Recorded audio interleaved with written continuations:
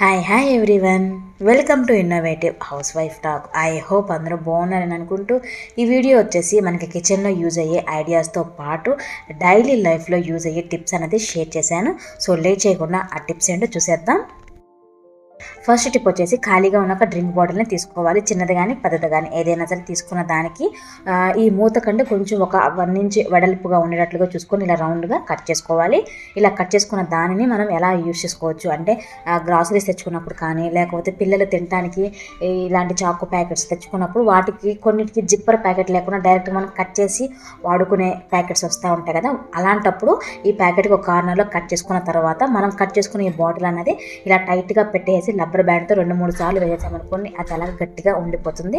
ఇలా పెట్టుకున్న తర్వాత ఇంక ఇందులో నుంచి మనకు కావాల్సినవి వేసుకొని తర్వాత క్యాప్ అనేది పెట్టుకోవచ్చు. ఇలా చేయడం వల్ల పురుగులు చీమలు అలాంటివి లోపలికి వెళ్లకుండా ఉంటాయి.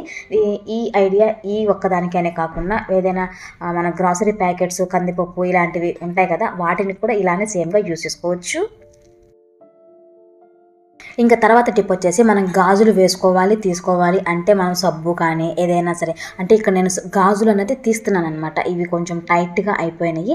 ఇలా గాజులు తీయటానికి యూజ్ అయ్యే టిప్ అనమాట. అంటే ముందుగా చేతికి ఒక కవర్ అన్నది వేసుకున్న తర్వాత ప్లాస్టిక్ కవరు ఇప్పుడు ఈ గాజుల మధ్య నుంచి హ్యాండిల్ ఉంటుంది కదా దానిని ఇలా బయటికి అనేది తీసేసిన తర్వాత ఇప్పుడు మనం ఈ కవర్ని పట్టేసుకొని ఇలా లాగేసామనుకోండి ఈజీగా బ్యాంగిల్ అనేది చేతిలో నుంచి బయటకు వచ్చేస్తుంది. ఈ టిప్పు గాజులు తీయటానికి మాత్రమే కాదు, మనం గాజులు వేసుకోవాలి అన్నా సరే ఆయిల్ సబ్బు లాంటివి వాడకుండా ఇలాంటి కవర్ అనేది ఎక్కించేసి మనం గాజు అనేది చక్కగా వేసుకోవచ్చు, అలానే తీసుకోవచ్చు. 2 రకాలుగా యూజ్ అయితే ఉంటుంది. తప్పకుండా ట్రై చేయండి. ఇంకా తర్వాత టిప్ వచ్చేసి ఇలా బయటికి తీసిన గాజు సైజు తెలుసుకోవాలి అంటే జనరల్గా మనందరికీ మన గాజు సైజు ఎంత అన్నది మనం డైలీ వేసుకుంటూ ఉంటాం కాబట్టి ఆల్రెడీ తెలిసే ఉంటుంది అని అనుకుంటున్నాను. ఒకవేళ పొరపాటున మనం ఒకవేళ ఎప్పుడైనా సరే మనకి చేతికున్న గాజు కానీ మన పిల్లల చేతికున్న గాజు సైజు కానీ తెలుసుకోవాలంటే యూజ్ అయ్యే ట్రిక్ అనమాట. అంటే గాజు బయట వైపు నుంచి రౌండ్గా ఇలాగా చుట్టూ రౌండ్గా గీసిన తర్వాత ఇప్పుడు టేప్తో మనం కొలుచుకున్నాం అనుకోండి. నేను వేసుకునే గాజు సైజు 2-4 అనమాట. ఇలానే చిన్నపిల్లల గాజు సైజు కూడా మనం ఈజీగా గాజు బయట నుంచి మనం ఇలా రౌండ్గా మార్క్ చేసుకోవాలి. ఆ తర్వాత గాజు గీత ఉంది కదా అక్కడి నుంచి మనం కొలుచుకోకూడదు, లోపల నుంచి ఈ లోపలికి మాత్రమే కొలుచుకుంటే కరెక్ట్ సైజ్ అనేది తెలుస్తుంది. ఈ ట్రిక్తో మన తెలియని గాజు సైజ్ అనేది ఈజీగా మనమే కనుక్కోవచ్చు.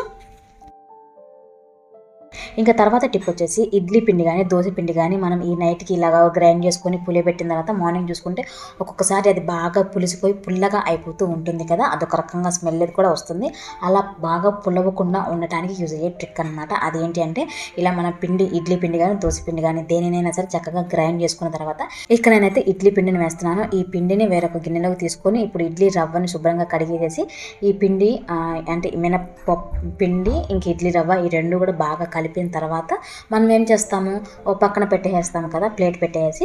కానీ అలా పెట్టకుండా ఒక వెడల్పాటి పాత్రలో వాటర్ని పోసి ఆ వాటర్ లోపల మనము పిండి కలిపి ఉన్న గిన్నెని అన్నది పెట్టేసుకోవాలి. ఇక్కడ నేను కొంచెం ఎక్కువగా పిండి వేసాను అనమాట. అది పై వరకు వచ్చిద్దేమోనని కొంచెం ఎత్తుగా ఉన్న ప్లేట్ అనేది పెట్టేసాను. ఇలా పెట్టాల్సిన అవసరం అయితే లేదు, నార్మల్ ప్లేట్ అయినా సరే పెట్టుకోవచ్చు. ఈ విధంగా మనము వాటర్లో పెట్టి ఈ ఇడ్లీ పిండిని మనం పులియబెట్టామనుకోండి మనకి ఎక్కువ పులవకుండా ఎంతవరకు అయితే పులవాలో అంతవరకు మాత్రమే పులుస్తుంది అనమాట. చూడండి అంతగా పులవలేదు, కొంచెం కానీ పులిసిందనమాట. ఇప్పుడు వీటితో మనం ఇడ్లీలు వేసామనుకోండి మెత్తగా ఉంటాయి, అలానే పులిసిన వాసన అయితే రాకుండా ఉంటుందన్నమాట. తప్పకుండా ట్రై చేయండి, చాలా బాగా యూజ్ అవుతుంది. నేనైతే ఎప్పుడు ఇలానే చేస్తూ ఉంటాను.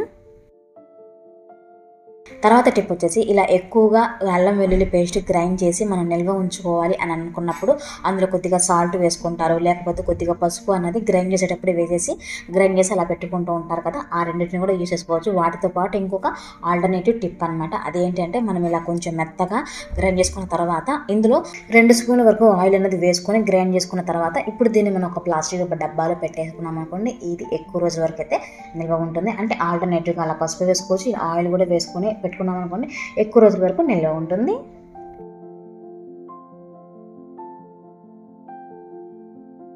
తర్వాత టిప్ వచ్చేసి ఇలా బాగా మురికిగా ఉన్న దువ్వెల్ని క్లీన్ చేయాలి అంటే హ్యాండ్ వాష్, డెటాలు, ఇంకా సోపు వీటన్నిటిని కూడా మనం వాడి క్లీన్ చేసుకుంటూ ఉంటాం. అలానే వాటర్ని కూడా వేస్తాం కదా. ఇక్కడ నేను వాటర్ అనేది అస్సలు వేయకుండానే, ఎక్కువ శ్రమ లేకుండానే చక్కగా క్లీన్ చేసుకోవచ్చు అనమాట. దానికోసం ఈ దువ్వెల పైన కొద్దిగా పౌడర్ అనేది చల్లుకోవాలి. ఆ పౌడర్తోనే ఇలా పాత బ్రష్తో మనము ఆ దువ్వెన మధ్యలోకి ఇలా చేసామనుకోండి, మధ్యలో ఉన్న దుమ్ము, మట్టి, ఇంకా ఆయిల్ కూడా ఉంటుంది కదా, ఆ ఆయిల్ అనేది కూడా పూర్తిగా వచ్చేస్తుంది పౌడర్ చల్లటం వల్ల.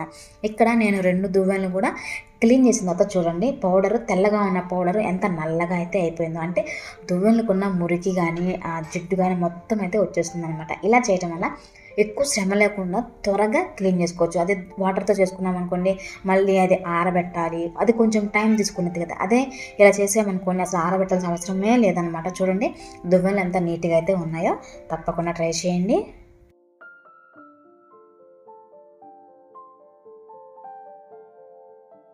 తర్వాత టిప్ కోసం ఇక్కడ నేను పిల్లల బుక్స్కి కవర్స్ వేసిన తర్వాత మధ్యలో రోల్ ఉంటుంది కదా, ఆ రోల్స్ అనమాట ఇవి. వీటిని కూడా మనం చాలా రకాలుగా కిచెన్లోనూ ఇంట్లోనూ యూస్ చేసుకోవచ్చు. ఫస్ట్ వచ్చేసి ఒక రోల్ అనేది తీసుకున్నాను. ఈ రోల్ కాస్త పొడవుగా ఉంది, అందుకోసం నేను కొంచెం అన్నంత దూరం కట్ చేస్తున్నాను అనమాట. అవసరం లేదు ఇంత పొడవేదనమాట. ఇలాగ కట్ చేసుకున్న తర్వాత ఇప్పుడు దీన్ని మనం డైరెక్ట్గా ఇలానే రీయూస్ చేసే కన్నా కొంచెము క్రాఫ్ట్ పేపర్ లాంటి దాన్ని అతికించామనుకోండి, దాని లుక్ అయితే చేంజ్ అయిపోతుంది. ఇలాగ క్రాఫ్ట్ పేపర్ని ఫెవికాల్ పెట్టి అతికించేసుకోవాలి. ఇలా అతికించుకున్న తర్వాత ఇప్పుడు ఏదైనా ఒక రోప్ అనేది తీసుకోవాలి. అంటే తాడు కానీ, లేస్ కానీ, పిల్లల షార్ట్స్కి వచ్చే లేస్ ఉంటుంది కదా, ఆ లేస్ని అయినా సరే తీసుకోవచ్చు. తీసుకొని మధ్యలో నుంచి పంపించేసి ముడి అనేది వేసుకోవాలి. ఆ ముడి కనిపించకుండా నేను ఈ రోల్ మధ్యలోకి పంపించేసాను అనమాట.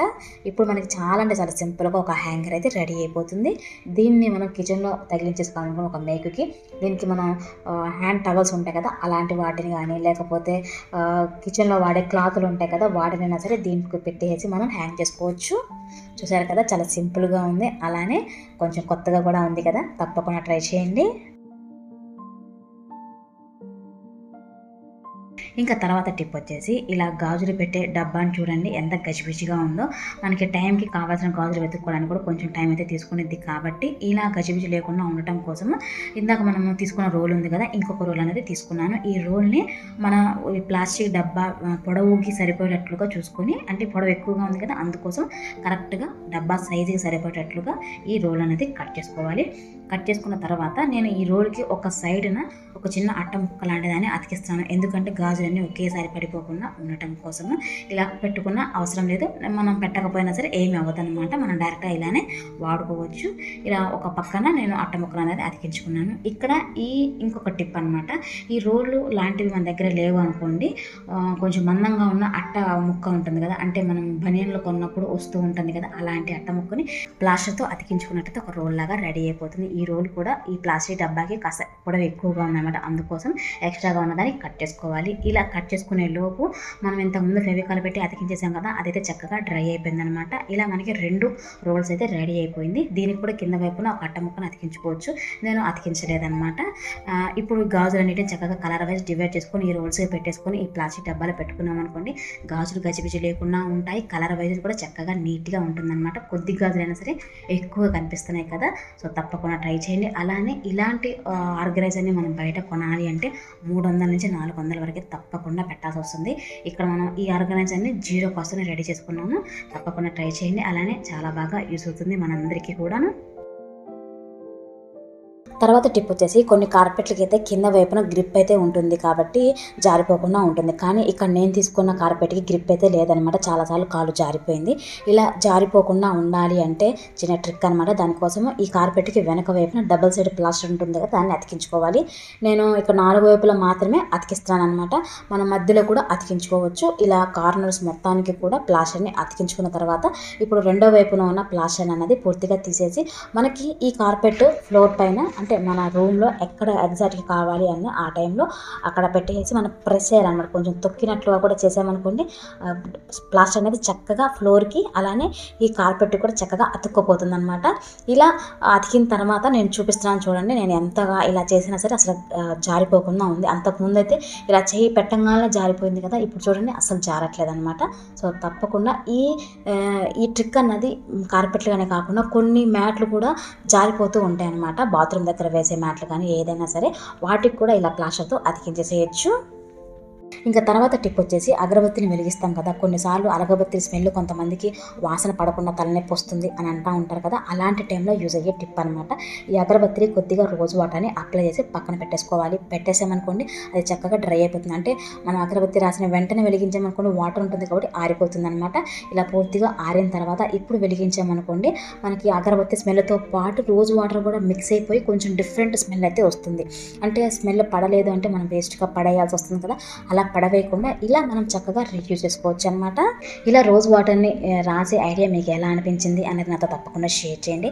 ఇక్కడ ఒక చిన్న రిక్వెస్ట్ అనమాట, ఈ వీడియోలో మీకు ఏదైనా టిప్ నచ్చినట్లయితే చిన్న లైక్ అయితే చేయండి. మీరు చేసే చిన్న లైక్ నాకు పెద్ద హెల్ప్ అవుతుంది. సో లైక్ చేస్తారని నేను అనుకుంటూ ఇలాంటి మరికొన్ని ఇంట్రెస్టింగ్ అండ్ యూస్ఫుల్ ఐడియాస్తో నేను మీ ముందుకు వచ్చేస్తాను. అప్పటి వరకు కీప్ వాచింగ్ మై ఛానల్.